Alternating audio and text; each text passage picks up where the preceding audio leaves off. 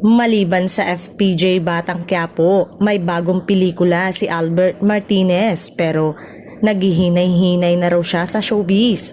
Actually, I already declared semi-retirement.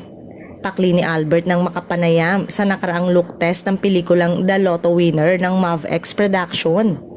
Namimili na lang siya ng mga proyektong gusto niyang gawin dahil mas priority na sa kanya ngayon ang kanyang pamilya. Committed si Albert sa FPJ Batang Quiapo dahil sa magandang samahan nila ni Coco Martin. Batang Quiapo is more of my commitment with Coco because I really told him I'm semi-retired as much as possible. I really want to pick lang yung mga short. But because of our friendship, sige, I'll do it for you and I'm just enjoying it.